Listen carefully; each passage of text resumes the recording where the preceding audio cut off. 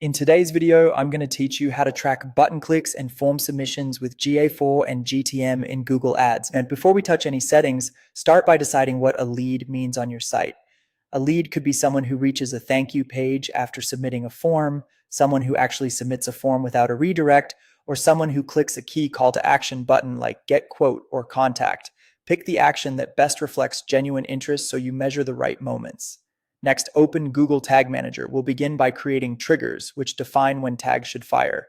Go to Triggers and create a new one. If your site uses a dedicated confirmation page, choose the page view trigger type. Set it to fire on some page views and filter where the page URL contains your thank you path. This ensures only the confirmation page counts as a lead. Be precise with the path to avoid accidental matches. If your site records leads on submit without a redirect, create a form submission trigger. You can refine it by selecting some forms and narrowing it down by form ID or form class so you only capture the correct form.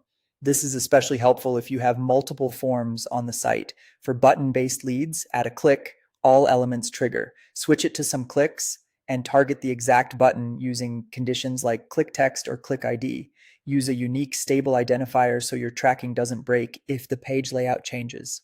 With triggers ready, head to tags and create a new tag for Google Ads. Choose Google Ads conversion tracking and enter the conversion ID and conversion label from your Google Ads account under goals, then conversions. Create one tag per lead action if you want separate reporting. Also add a conversion linker tag and set it to fire on all pages.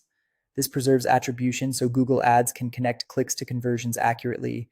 For GA4, create another tag using Google Analytics, GA4 event.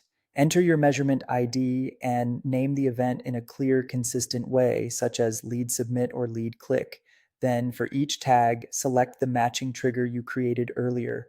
Finally, verify and publish. Use GTM's preview mode to test on your site, perform the lead action, and confirm the correct tags fire. In GA4, check debug view or real time to see your event arrive. In Google Ads, allow time for conversions to appear after publishing. Once everything looks good, submit your GTM changes and you're done.